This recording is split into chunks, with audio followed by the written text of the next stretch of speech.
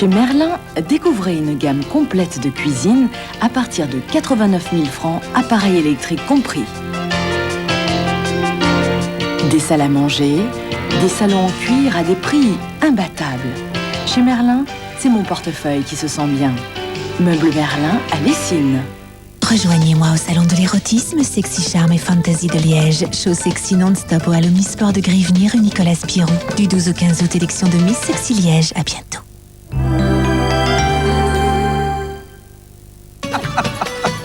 Allez Jean-Michel, regarde ça, franchement, la piscine, les palmiers, le soleil. Et les danseuses du ventre. Pour changer d'air et quitter la grisaille de cet été, Jean-Michel et Sandrine vous invitent à partager le couscous. Qu'est-ce qu'elle cause? Moi, je bois, plus je suis bourré. En compagnie de Mike, retrouvez les meilleures séquences d'humour de cette saison et partez en vacances. Pour les catastrophes, je suis champion du monde. Hein. Bye bye! Un énorme rayon de soleil vous attend dans On aura tout vu, mardi à 20h05. Eh ben, on annonce des précipitations. Oui. Bon, allez, Jos, qu'est-ce que tu fais? Eh ben, je me précipite. Que? Eh ben, oui.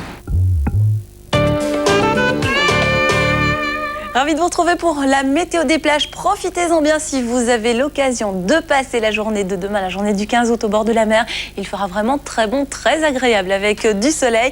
23 à 24 degrés à Blankenberg, à Middelkerk et à Nieuport avec des vagues entre 70 cm et 1,20 m emmenées par un vent modéré, 20 km à l'heure en moyenne avec quelques petites pointes tout de même jusqu'à 40 km à l'heure. L'eau vous attend, elle est à 18 degrés. Alors il va faire bon chez nous, il fera un petit peu moins bon, c'est vrai, aux Pays-Bas, du moins dans le nord du pays, où l'on risque de voir tomber quelques gouttes de pluie. Dans le sud, c'est nettement mieux, un petit peu comme chez nous, avec des températures qui afficheront 22 degrés à Vlissingen et 21 degrés pour Valkenburg. Je vous souhaite de passer de très très bonnes vacances. Amusez-vous bien et à bientôt.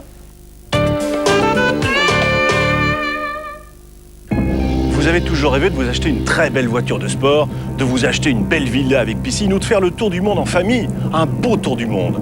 Maintenant, c'est possible. Eh oui, Qui sera millionnaire vous donne la possibilité de gagner 10 millions. Appelez maintenant le 0900 4 3 2 1 0.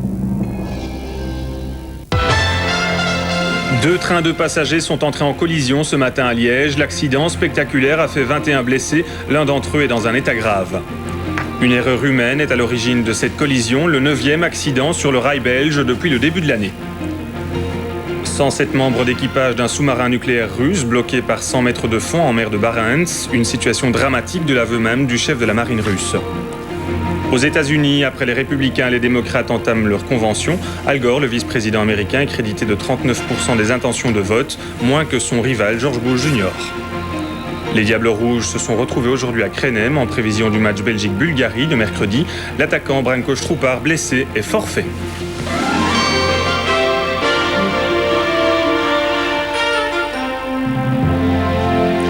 Mesdames, Messieurs, bonsoir. Spectaculaire collision frontale entre deux trains de voyageurs ce matin à Liège. 21 personnes ont été blessées.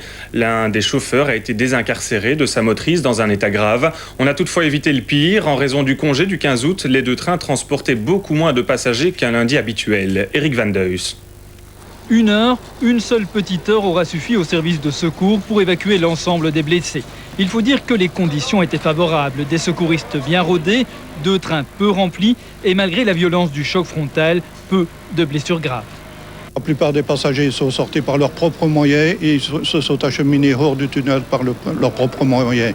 Seuls quelques-uns ont dû être évacués au brancard. Parmi les 21 blessés, seul l'état de deux personnes a inspiré de l'inquiétude. L'un des chauffeurs notamment a été opéré ce matin.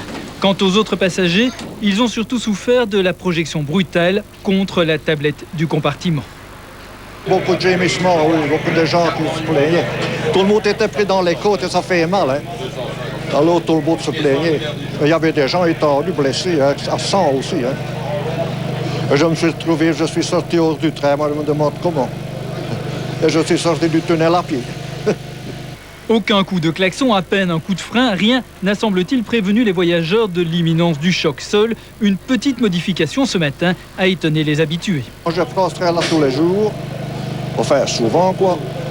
Et le train venant de Liège donc doit passer avant nous. Et j'ai trouvé bizarre que notre train dans lequel j'étais ne s'arrêtait pas parce qu'il s'arrête tous les jours.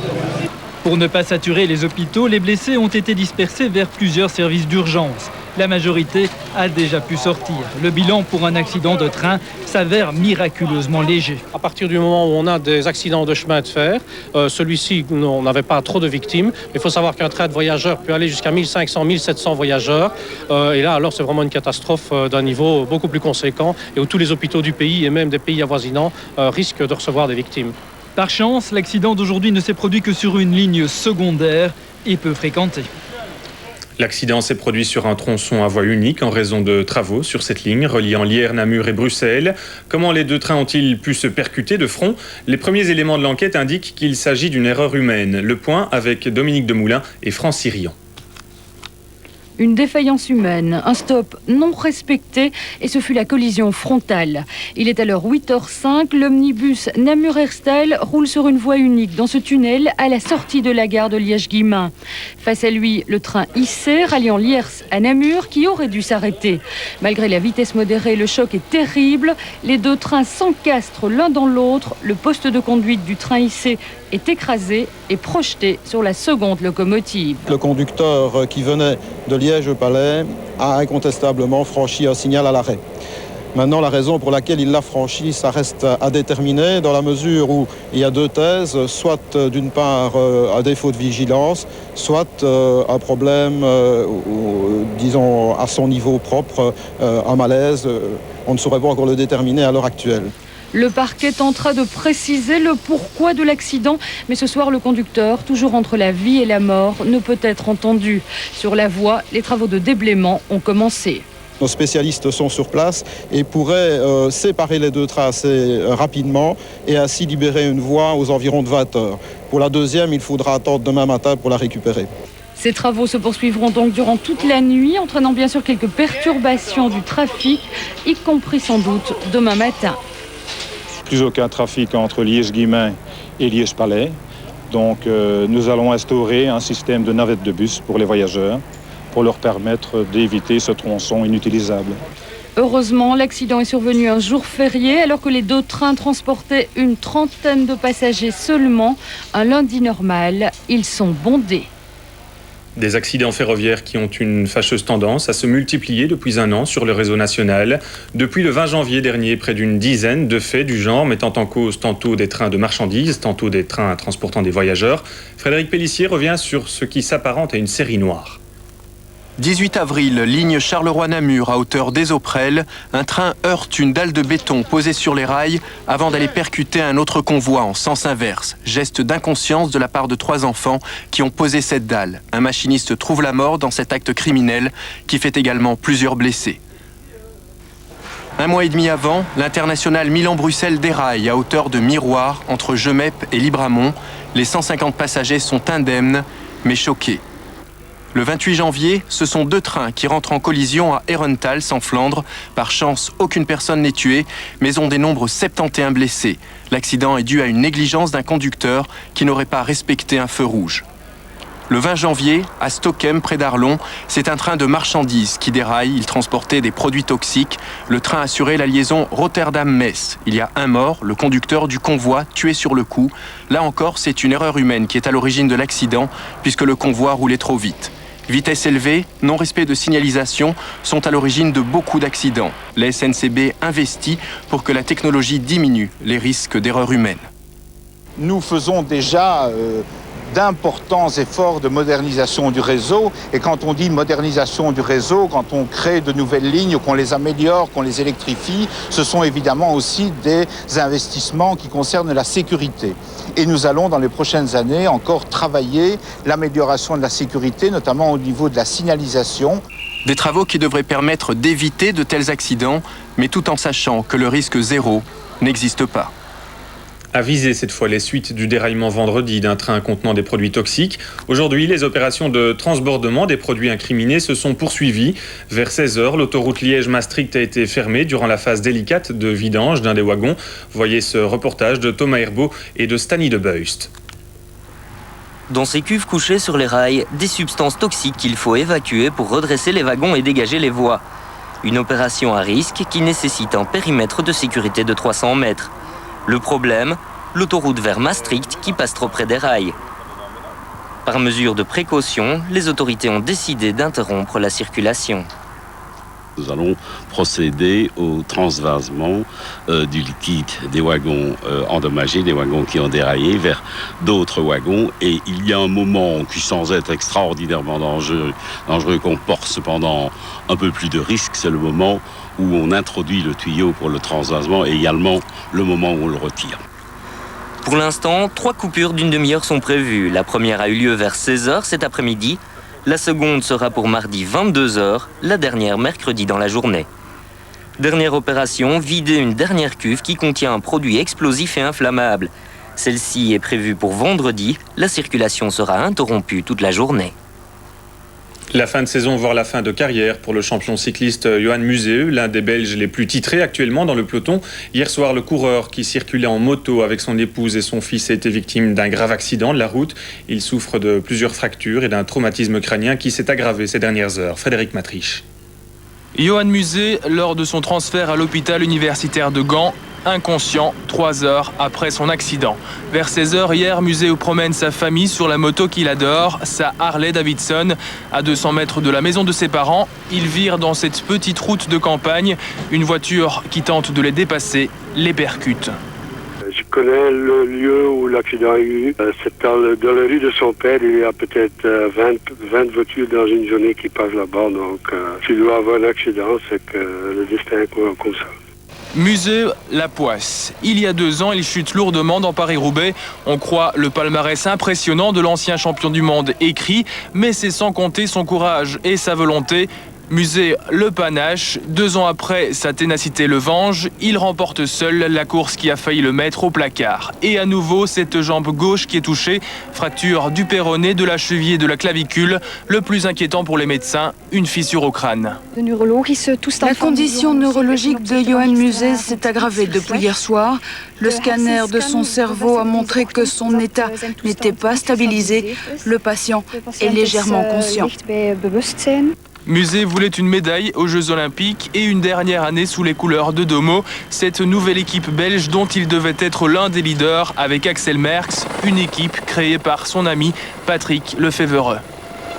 Il est connu pour son caractère. Naturellement, je crois que cette fois-ci, c'est plus grave. Dans le sens, il y a 2 ans, il n'était pas prêt pour s'arrêter. Maintenant, il avait déjà dit que c'était sa dernière année. Maintenant, on doit voir s'il a encore le courage de faire la dernière année, oui ou non. Museeuw a subi une opération à la jambe cette nuit. Son état neurologique est inquiétant mais ne nécessite pas d'intervention chirurgicale. Son épouse et son fils sont indemnes. À 35 ans, Johan Museeuw reste l'incontestable référence du cyclisme belge durant les années 90, recordman du nombre de victoires en Coupe du Monde, champion du monde en 96 et une kyrielle de titres parmi lesquels le Tour de Flandre ou Paris-Roubaix. Pierre-Laurent Fassin nous évoque cette brillante carrière jalonnée de succès mais également de beaucoup d'embûches. L'image est forte, c'est un véritable pied de nez au destin. En avril dernier, Museeuw remporte Paris-Roubaix 2 ans après sa chute dans l'enfer du Nord. Son genou gauche est en bouillie. On pense alors sa carrière terminée, d'autant que les médecins envisagent sérieusement l'amputation. Heureusement, on n'en est pas arrivé là. À force de courage et d'obstination, le coureur flandrien revient dans le parcours. Plusieurs fois, Museeuw aura connu ce genre de situation. Et pourtant, en 12 ans de professionnalisme, Museeuw a gagné 92 courses. Il débarque dans les pelotons en 1988 sous le maillot de l'équipe ADR. Ses premières victoires significatives, il les remporte au sein de l'équipe Lotto, 2 étapes du Tour de France et le championnat de Belgique notamment. Excellent sprinter, Museeuw devient l'homme des courses d'un jour des années 90. Engagé par l'équipe italo-belge MGGB qui deviendra Mapei, Museeuw s'impose chez lui au Tour des Flandres, une course qu'il gagnera à 3 reprises.